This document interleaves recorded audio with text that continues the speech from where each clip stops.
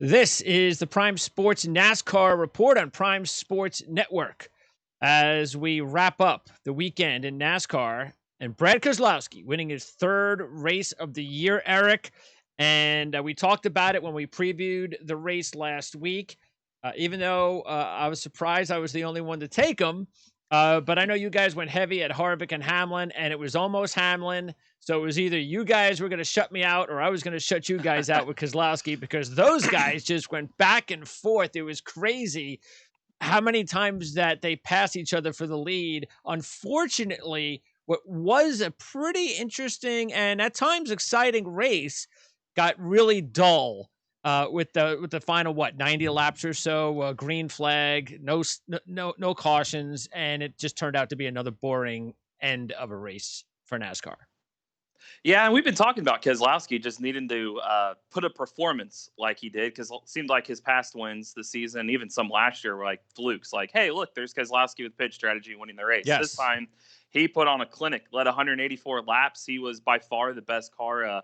Denny Hamlin said at the end that he had nothing for him, even if he had a caution or had a chance of lap traffic to catch him. He still didn't think he could get him, past him to win the race. But they had the two best cars. It was fun. 13 lead changes just between those two. Looked like a good old short track race. Granted, the end, yeah, it was a little blah, but it turned into one of those you call fuel mileage races. They're trying to stretch the fuel. I wish TV maybe would have shown Kevin Harvick come through the field more, because he did pit, knew he was good on fuel, came from outside the top 20 to finish fifth.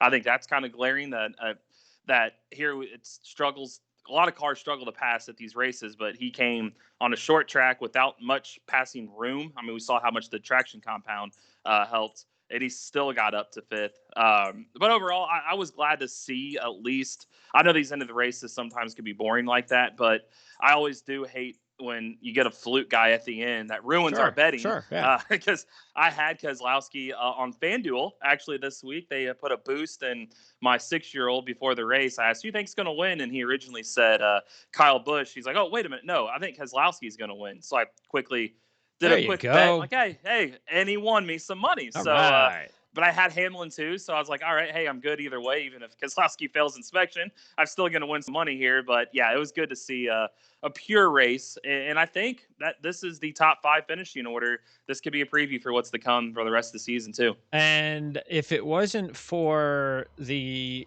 delay, the 5-minute rain delay that came at the worst time for Martin Truex Jr., because he looked like he was he still was. He was one of the top 3 drivers. The finishing order, those were the top 3. Truex, Hamlin, and Keselowski. Truex might have been able to handle Keselowski had he been able to get up to Keselowski, because when that caution came out, they got penalized during the pit stop. Truex still made his way all the way back to the front, but could never get a pit stop or another restart close enough to Keselowski. Yeah, and he even said, too, he's like, I don't think I even had anything for Keselowski, maybe even Hamlin either. He thought he finished where he should have been. He's like, I was a 3rd or 4th place car.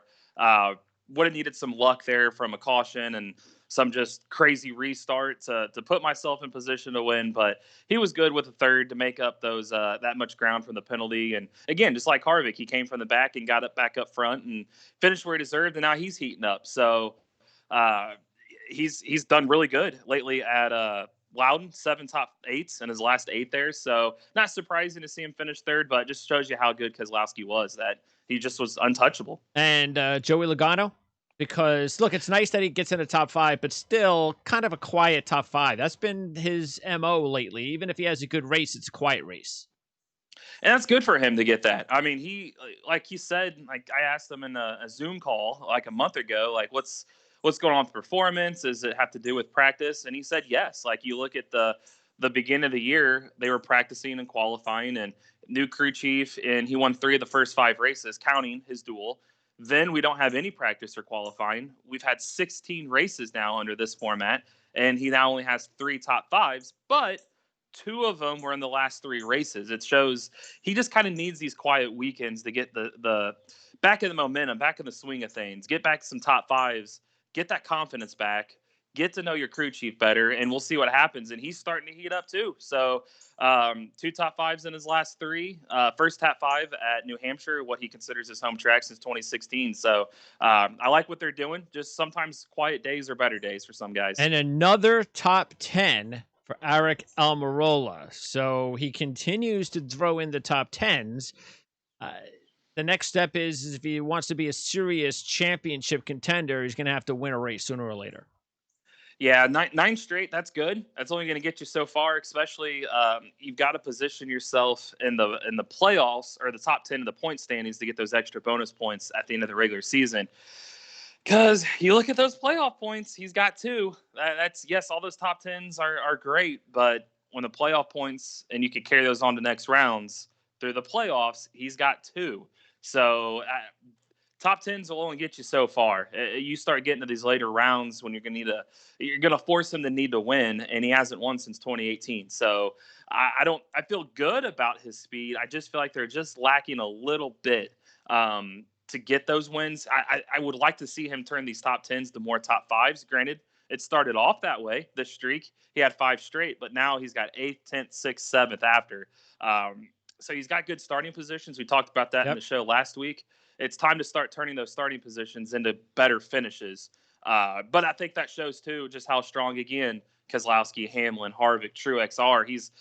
I would say Almirola leads that next tier that's there, and can he close that gap, or is it too late? And as far as DiBenedetto, another solid outing for him.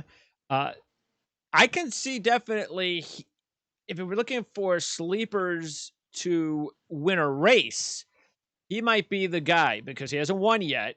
Cole Custer is going through a nice run, but he's already got his win. Asking him to win a second time is probably asking too much. But DiBenedetto, he might be somebody to keep an eye on and somebody we should probably throw into our picks every week, even if we're just throwing a couple of bucks, because sooner or later he might actually be one of those next sleeper drivers to get a win this year. Yeah, you got to look. DiBenedetto was a top 5 car until Harvick chased him down at the end and got him in the closing laps. He's got 3 top 6s in his last 6 races. He was 5th at Loudon last year. You talked about that on the show on Thursday. Like, hey, why'd you guys not go to DiBenedetto? He finished 5th last year. Yeah. He was 6th this year. He's got some momentum. He's sitting 40 points up on the bubble right now. He's got a Penske alliance, and we just talked about how good Keselowski and Logano have been. Why not DiBenedetto? He needs a win. We got Michigan coming up. That's a really good track for Ford. We'll talk more on the show this coming week about some other factors that I feel why Ford should win this race. And so why not DiBenedetto? The speed's there. And I would say he could definitely pass Almirola for that leader of that next group just because of what he can do with that Penske alliance. The speed's there, so let's see what he can do with it. All right, as far as the playoffs are concerned now, another week goes by. We still have more than enough races before we start to get to panic mode for some of these drivers. But where does it stand right now? Give me a couple of drivers that really need to sweat the most. I would say Bowyer, DiBenedetto, and Byron. As far as sweating for that are in, Bowyer's 43 up, DiBenedetto's 40 up, Byron's 15. Granted, on a normal year, I would say, I think Bowyer and DiBenedetto are good, especially when you factor in with Harvick, Hamlin, and Keselowski winning 16 of the 20 races this year. Are they going to get shut out over these final 6? Probably not. And look at Tyler Reddick. I mean, he has 4 top 10s in his last 5 races. And he's on the out, so he needs to get a win, and maybe that's one of the drivers that could possibly surprise and force a couple of those drivers you mentioned about to really sweat. Exactly. That's why I don't feel like, personally, for him, they're probably sweating just because they're outside looking in, but he's a rookie. I don't think anybody fully expected him to be a playoff driver anyways, but being 15 out, he's putting the pressure on those guys, because what if he does win? Or if he keeps doing this, like William Byron, granted, he's got 3 top 11s in his last 4, but none of them are better than 10th. But you got over here Tyler Reddick, 8th, 10th, 2nd, 13th, 10th. He's putting pressure on him, and Chad Knaus even said before the race on Sunday that, hey, I don't think we're race-winning car. I still don't think we're there yet. We need to find out how to get points. And they got 32 of them because Byron scored 6 points in the second stage, which tied him for, I believe, 7th or 8th over the most points scored over the race. That's what they're going to start doing, is trying to get stage points. Probably not going to win a race. Tyler Reddick, if he keeps doing this, he can catch Byron and pass him. So that's going to be a good battle, I think, between them for 16th. Jimmy Johnson, I feel like he's sweating. 25 points down now, still can't get a top 5. He's going to have to win a race. Still a positive race for him, considering what happened early to him in the race. Yeah, I thought he was down and out, and he made it up. So he needs to have a good day, a solid top 5. But unfortunately, 25 points out. We just talked about what Reddick's doing. Yeah. Byron's getting those top 11s. He's probably going to have to win. Yep. And then you got Eric Jones, 31 points back. Yeah, that was a disastrous race. Yeah.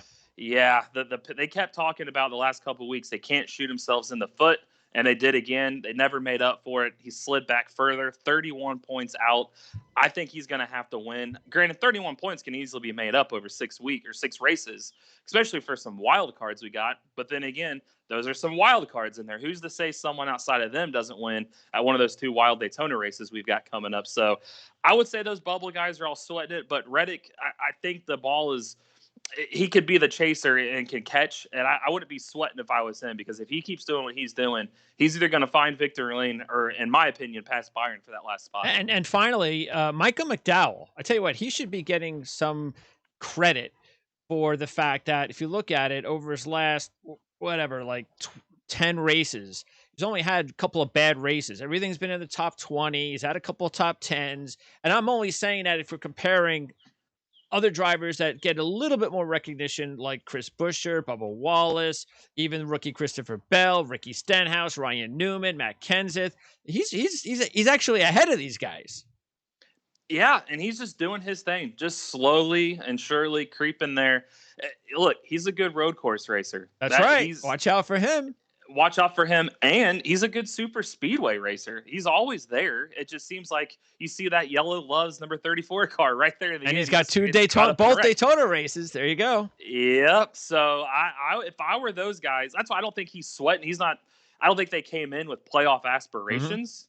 Mm-hmm. I think I think what he's doing right now is a win for that group. They've been steadily getting better, but if he wins, that's going to put a lot of pressure, because again, that takes a spot away from one of these bubble guys. So, he's very much capable. Again, look, Michigan's a strategy track. We'll talk about that on our show this week. If he can stay on the lead lap and strategize himself there, who's to say he can't steal a win at one of those? So, yeah, he's a guy that I would watch over these next few races here that close out the regular season, because he certainly could steal a win. That's for sure. All right, as we wrap up, Michigan, we'll preview the race Thursday. So you, me, and CJ, there are 2 races on the weekend. So we got Saturday, Sunday.